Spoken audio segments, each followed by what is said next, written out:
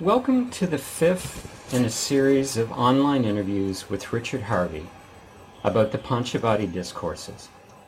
My name is Rob Meager, and today's interview will discuss the lecture, The Intuition of Eternity, from the Panchavati Discourses. This lecture is actually part 3 of an ongoing lecture titled, How the Soul is Born into the World. This lecture was originally given online on April 3rd, 2013, and it is available in written form in Dharma Sky, an ebook you can order at the Sacred Attention Therapy website at www.sacredattentiontherapy.com/books. You can also listen to the full recording of this and many other lectures at www.sacredattentiontherapy.com/education. And now a little bit of background about Richard Harvey. He is a psychospiritual psychotherapist and spiritual teacher. His work emerged out of the human potential movement of the 1970s.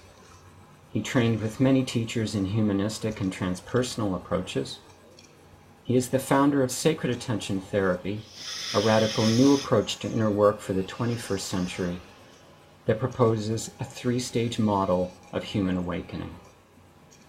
Richard is the author of Your Essential Self and The Flight of Consciousness, among many other publications. He works with people all around the world, and his forthcoming book is entitled Your Sacred Calling.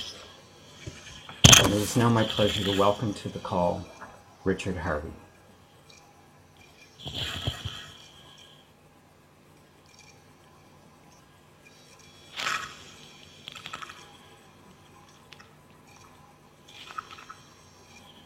Good to be with you.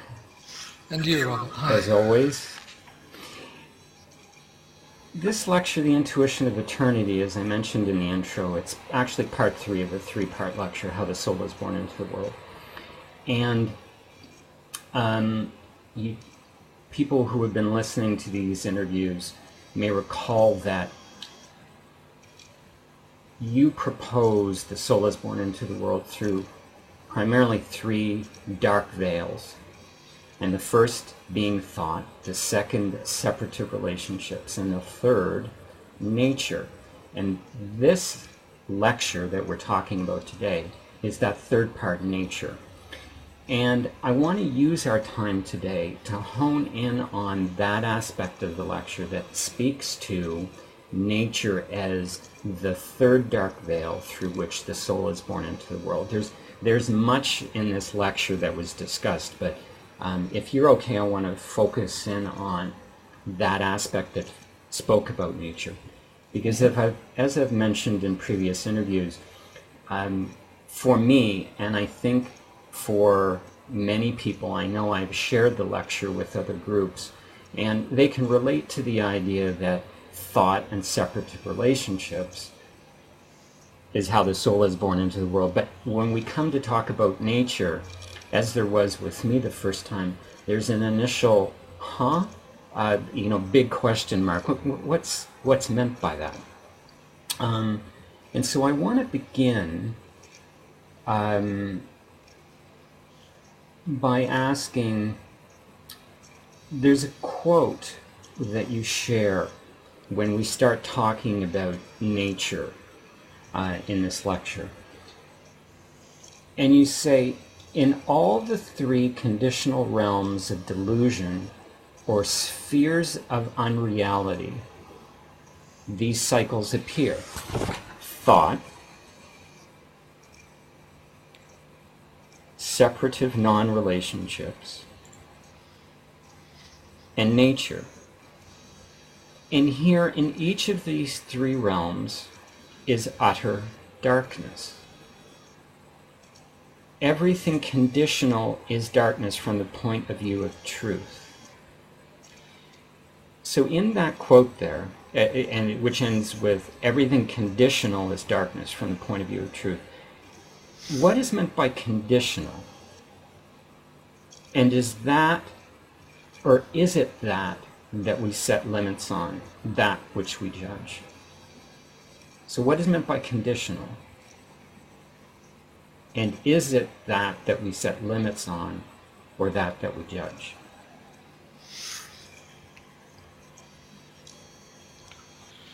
Conditional,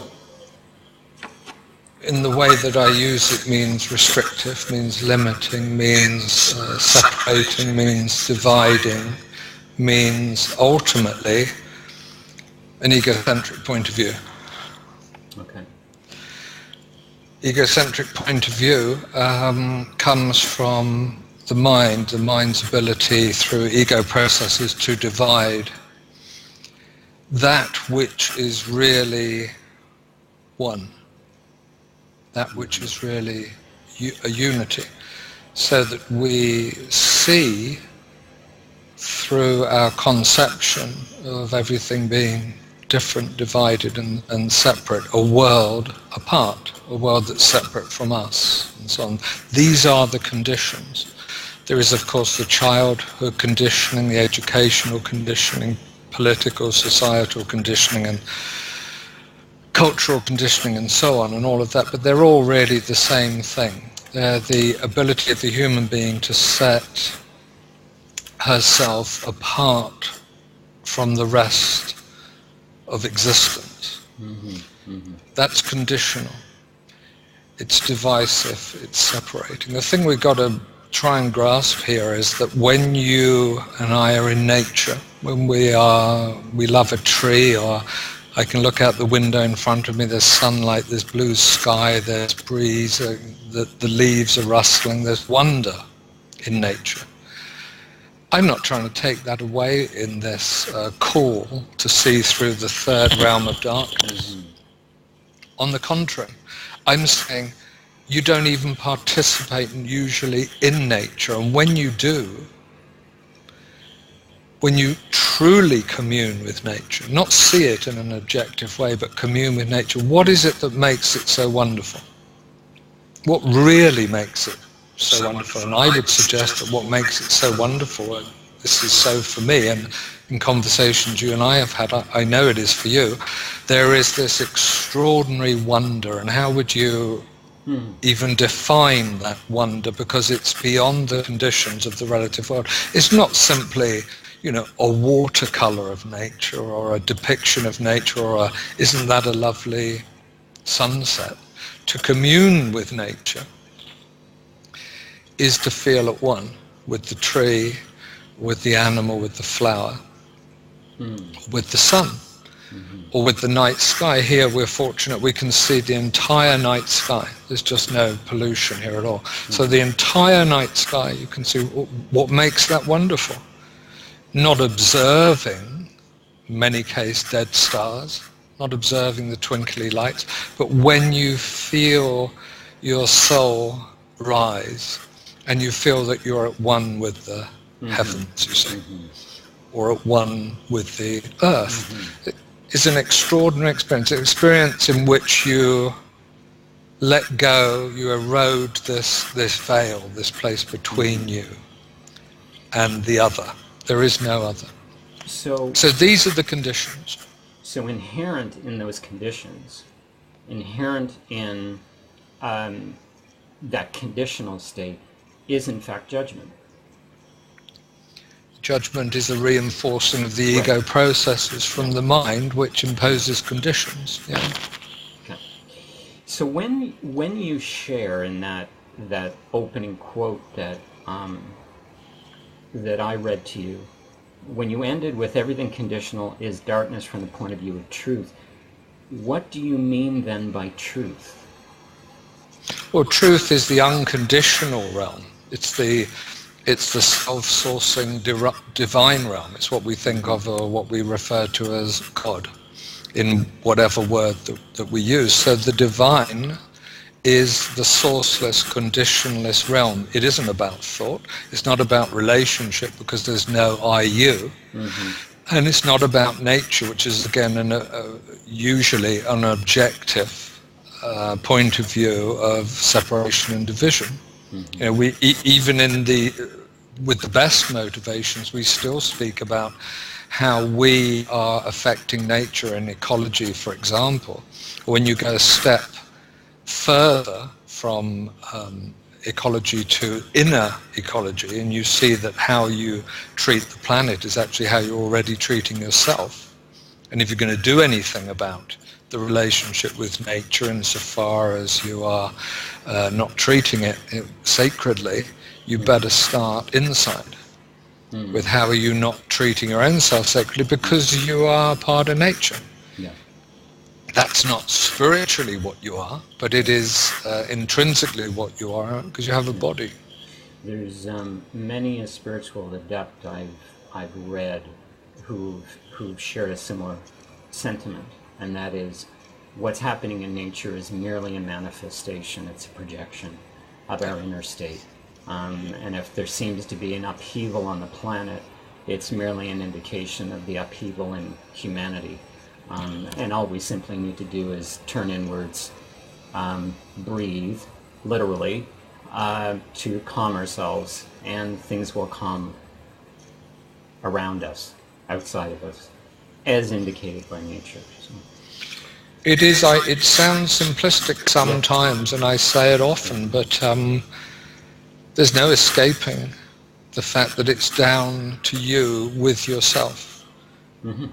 My relationship with myself, your relationship with yourself, not separate, of course, even those two, will then connect us to everything else. And how can you want to harm, and how can you want to do anything atrocious to yourself when you're centered in yourself? Yeah. I recently, actually it was just last week, hosted a gathering whereby a gentleman from the Jain Society of Ottawa spoke, and I believe it's the principle of ahimsa that he shared as part of the Jain tradition of peace and non-harm to any other creature or any other living thing. And I think that's also inherent in what you shared initially.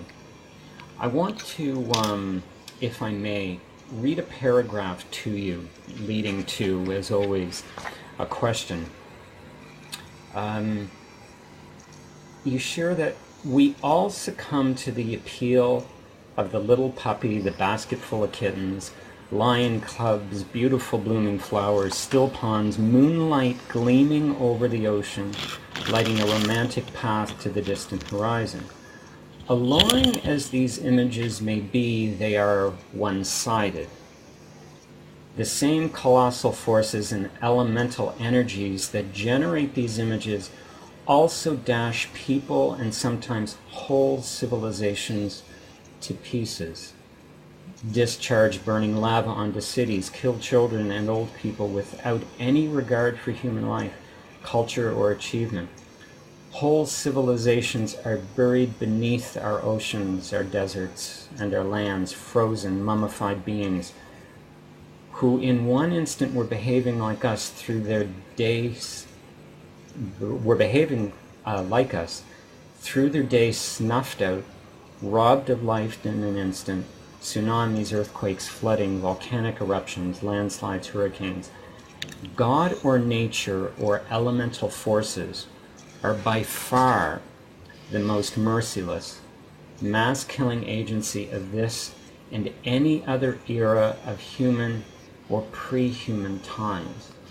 Interesting paragraph. That was so cruel of me, wasn't it? Pardon me? That was so cruel of me. Well, I think in that is the message that I think you're trying to share with this particular lecture, or at least one of them. And the question I have is, are you inviting into our awareness the balance in nature, that we have to see both sides of nature as this invitation for the soul to be born into the world? No, I'm doing more really. I'm inviting you to abandon nature as you misperceive it.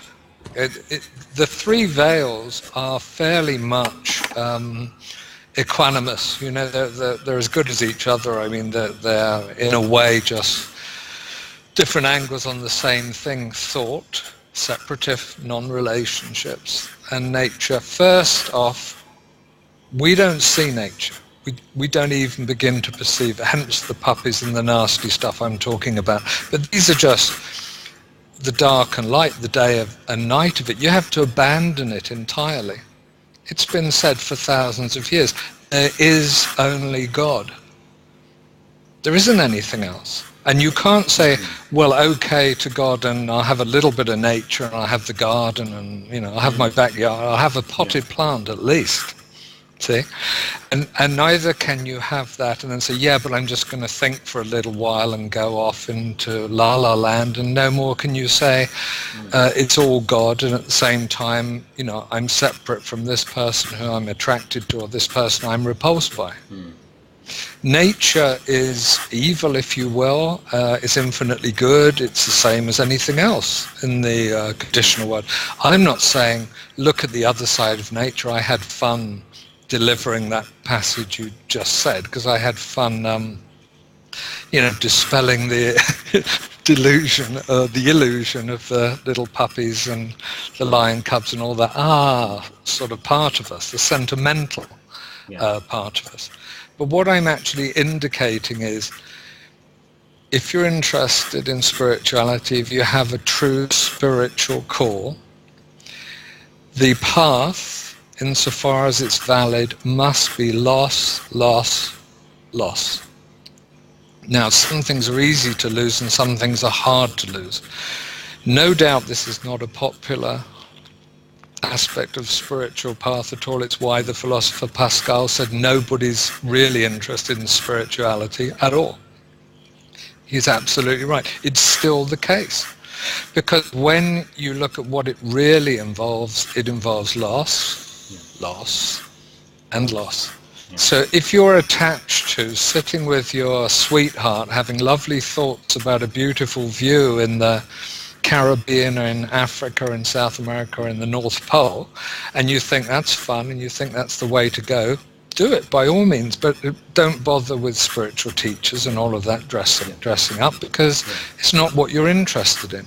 If you've seen through that and no longer does it satisfy, and you don't seek fulfillment in any of those things at all, which we can summarize as money, food, sex, and social relationships, then abandon them all utterly and see God only. So that's what this lecture was about. From where I am, from delivering it, it was saying abandon nature completely. Paradoxically, we're reminded maybe of the story of the Tai Chi master, I don't know if you know it, who has saved the little bird, and he has a little bird on his hand, and he goes to the windowsill and he stands there offering the bird its freedom, but because he's the Tai Chi master, he has no resistance in his hand. The bird has no purchase from which to spring and fly.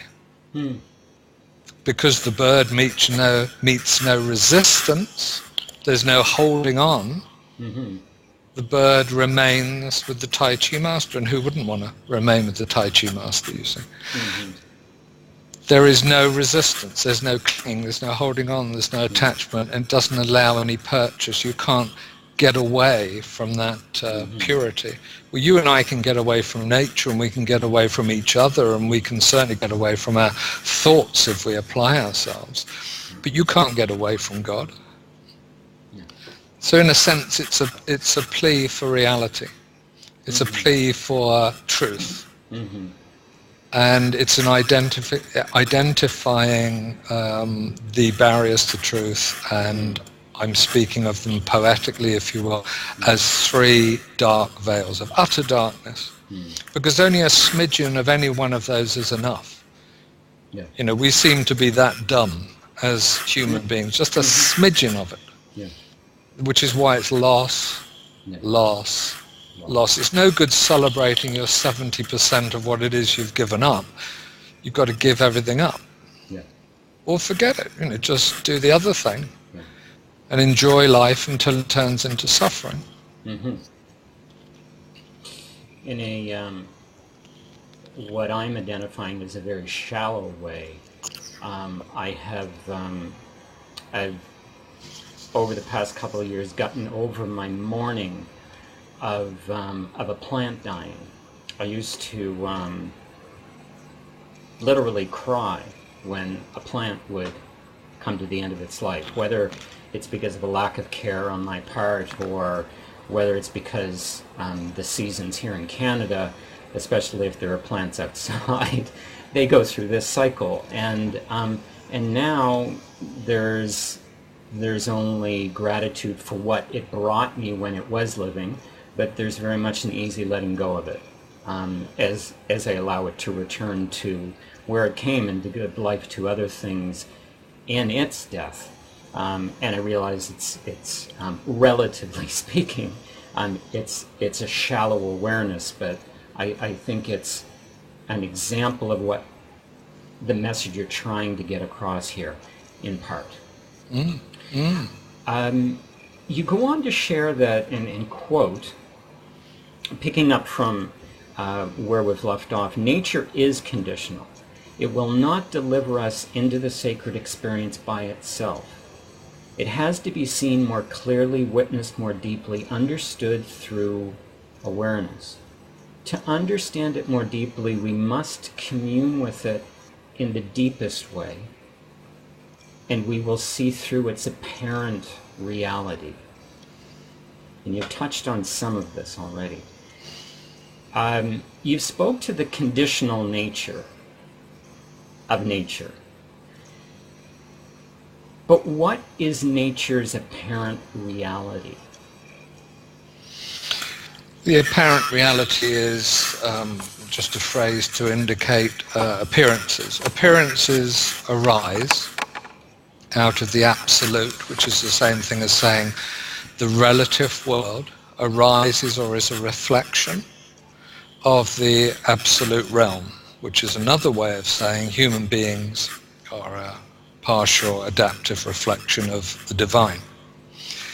There's therefore only one thing to do in a life that's dedicated to truth or reality, and that's to return to that which is reflected, because it's very pale, the world of appearances, whether it's you and I, or whether it's a tree or a shrub, or the sunset or a mountain, in the way that we see it in the world of appearances. It's rather like the shadows from the flickering flames in the cave in Plato's Republic, for example, where, if you recall, the prisoners are all lashed up to the wall in such a way that they can only see these shadows. When they're released, of course, they can't see anything at first because they're so dazzled by the light. But there's a third realm, of course, and the metaphor here is the third realm is reality. So you can be dazzled by the light, you can be in the darkness and just seeing the shadows, or there's a third thing. This world doesn't look like it's full of shadows. I mean, you speak to people who don't want to be in this world, they take it very seriously. And you speak to people who really want to be in this world, they're also taking it seriously. Not so very different, you say. You want or you don't want. But what's much more profound, much more real, and for that matter, much more fun, because of the reality inherent in it, is when you see through it. In The Flight of Consciousness, my first book, there is an account of a beautiful vista in nature disappearing. And I got it down to I didn't intend to do this either, by the way, it happened spontaneously. I got it down to a blade of grass. And I was fiercely willing that blade of grass to remain, because, see, there wasn't going to be anything, and that was just a little too much for me at the time. So I fiercely concentrated on that blade of grass, and it went. Now, I think what happened there was a borderline, paradoxical, contradictory sort of experience that was happening between the human and spiritual realms in my early 20s of seeing reality and not yet being able to handle reality. Mm-hmm.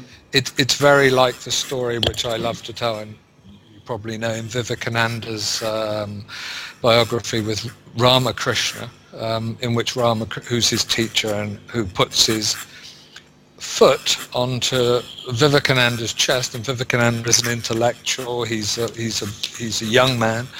He's very well read. He's an intellectual. He's a cynic, and Ramakrishna doesn't bother arguing with him. He just puts his foot on his chest, and Vivekananda looks up, and everything is just exploding into cellular nothing.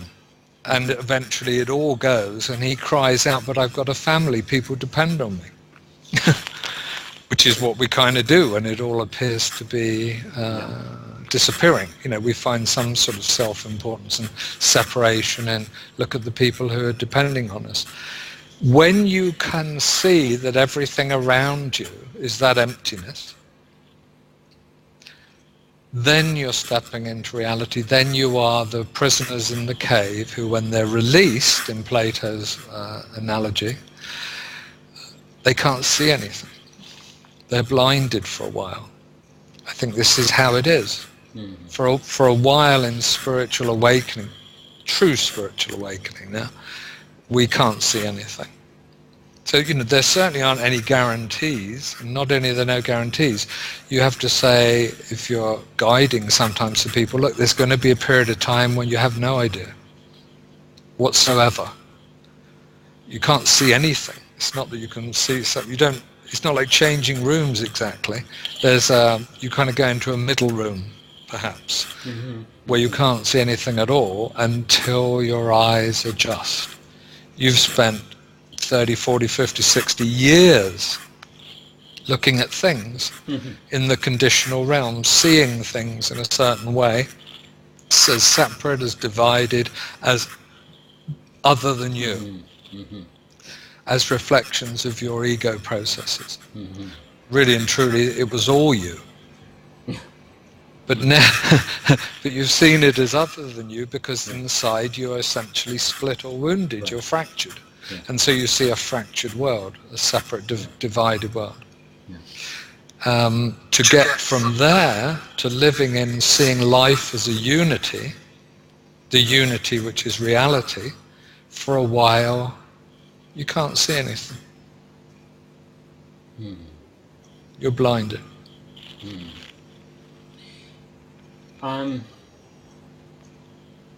Which is an interesting segue into my next question, this idea of being blinded.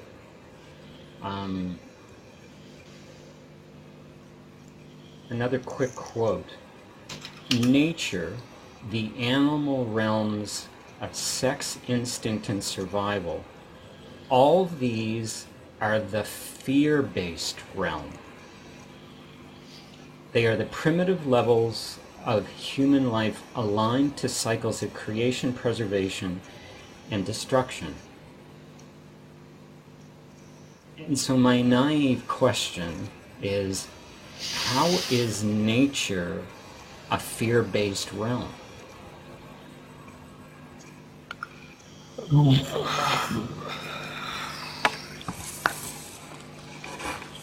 Just go out into it. I mean, it's everything's struggling to be, and everything is manifestly in a process of decay, and yet everything is struggling to be. In the spring, after the enormous forces of winter, when nature is at its most prolific, although you can't see it because it's all underground, there's going to come shooting up and growing and all this life. Alongside that there'll be lambing and animals and fruit and blossoms and all of this. Everything striving towards the light, striving to become. And then there's a kind of letting out, isn't there? A kind of, an out-breath, a release, a kind of, and you call it fall, we call it autumn. It's a kind of, okay then, and everything kind of tends back down to the ground. Mm-hmm. I live in this kind of strange place where sometimes it's all going on at the same time, because it can be hot and you're wearing shorts and you can see the snow. So we have a lot of this simultaneously here. But on any given walk, I'll see trees atrophying in the ground. I'll see what the earth is composed of in process. I'll see dead carcasses. I'll see dead animals. Eyes, skin, fur, bones, and all of this. And over a couple of months of walks, that will all be subsumed into the earth, either directly or through being ingested by other animals that have come along. And this whole cycle of striving for life. As human beings, then, we have this unique ability to self-reflect, and if we choose to self-realize in time. In that, we rise above the instinctual, animalistic, or even nature realms, where it's all life and death and fear and desire in a sense.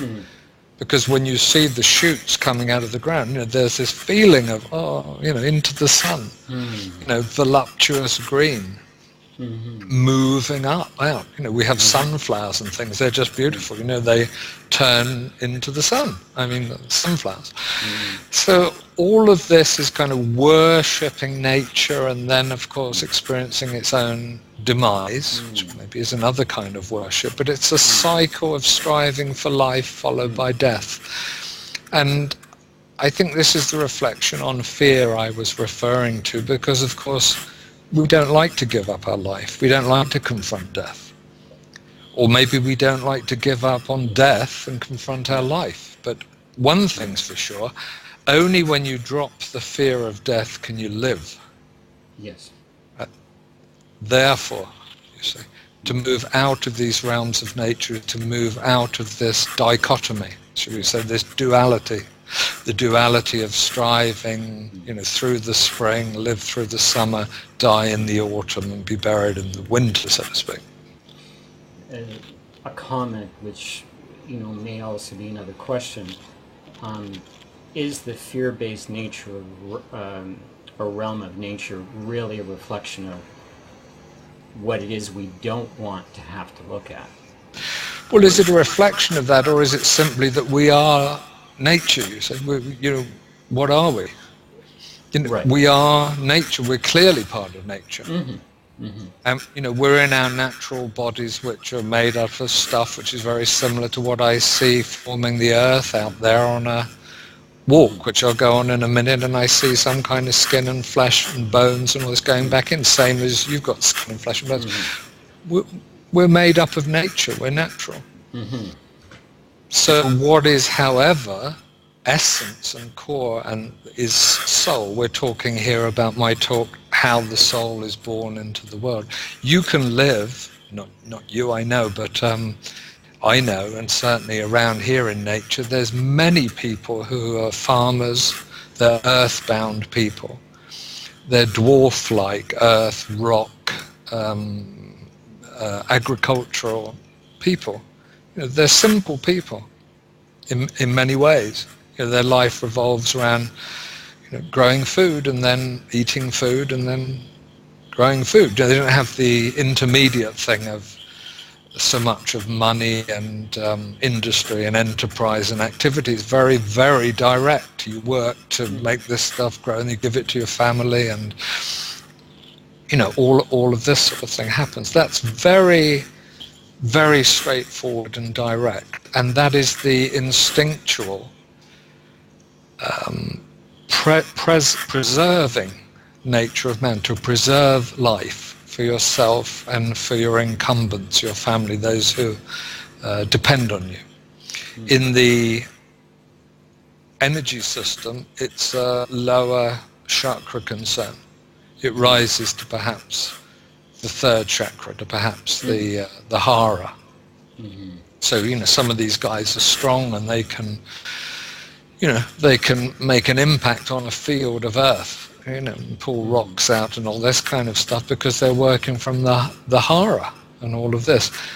These levels are worthy of respect. They're important for us in the overall energy system, but of course they are merely a part, or they're the kind of basement of the full extent of the realization of the potential and the fulfillment of human nature in its spectacle, as far as we can really go.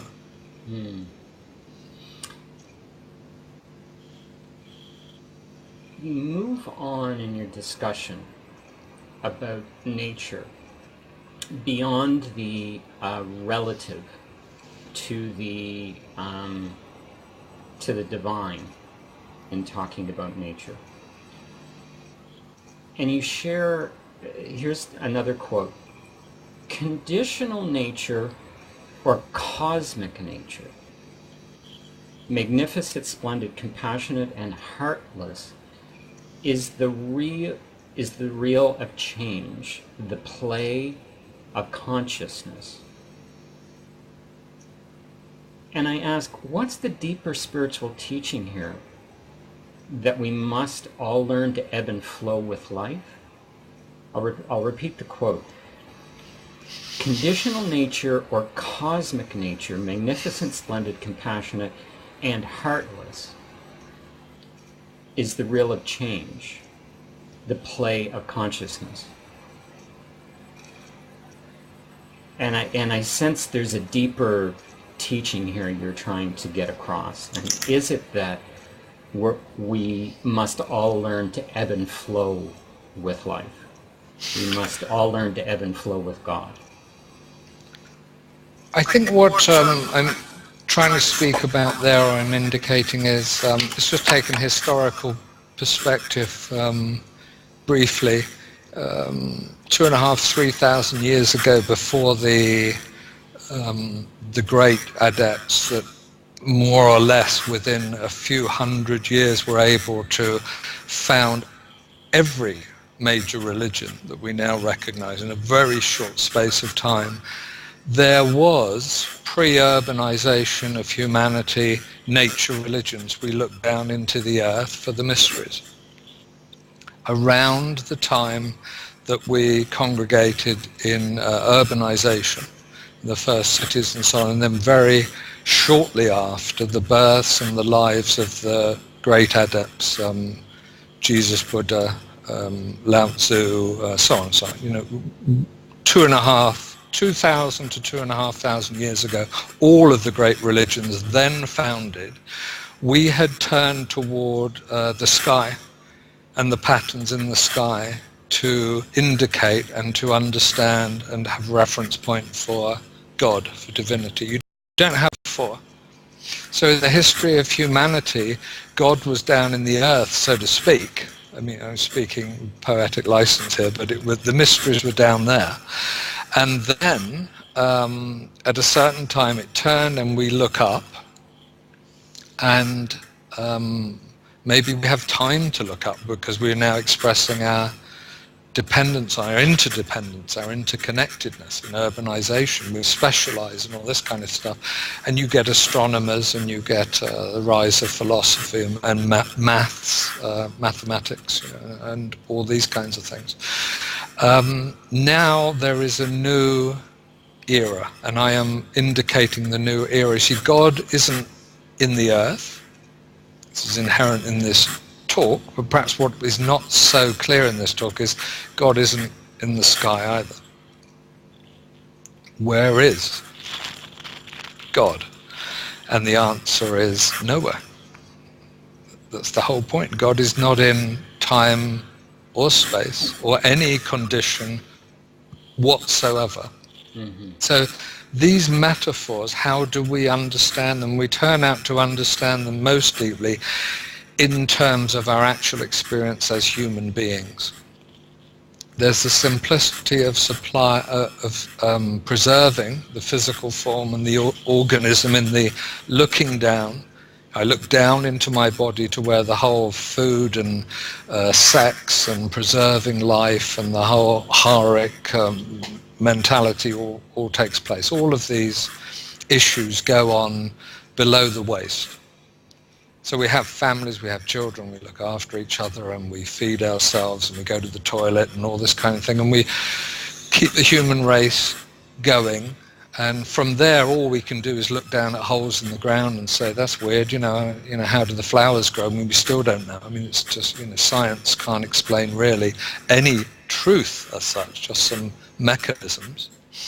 And then we look up, and then we get involved in all of that, patterns of astronomy, and then astrology, and of course maths by reflection, and then laying out the urban environment and all these kinds of things. And we live with not only Father Christmas comes out of the sky, but so does God, and so all good things are somehow up here, away from the down here things. And the answer is God is nowhere, or God is everywhere. Right. Or God is a contradiction, or God is a paradox. Right.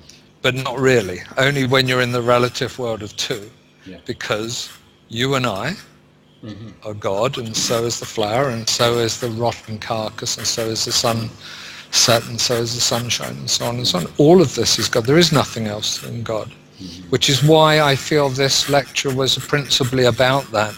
Drop absolutely everything and only see the divine. That's the spiritual practice.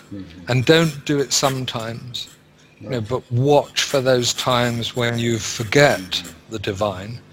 Watch for those times when you don't see that everything is God. It's a beautiful way to end our time here today. But there's so much more we could talk about this core aspect of this lecture, nature, let alone the other aspects of the lecture. And I want to invite people who are interested in more and hearing more about or reading more about the core of this particular lecture, nature being the third dark veil for the soul being born into the world, and other aspects of the lecture. Again, it's available in written form in Dharma Sky, an ebook that can be ordered through the Sacred Attention Therapy website at www.sacredattentiontherapy.com/books, and there's some other books there as well. So.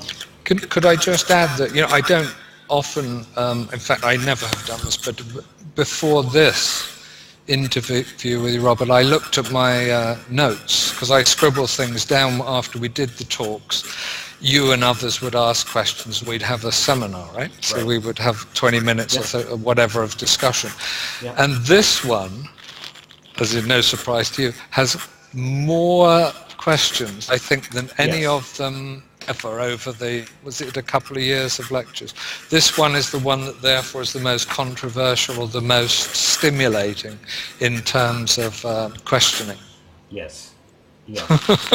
I agree with you, and if a person went to the manuscripts that are in the ebook, they would see that.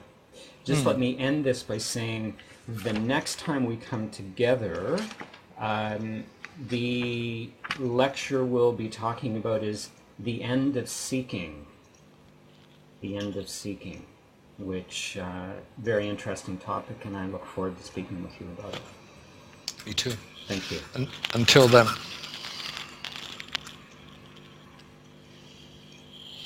Bye-bye. Bye-bye.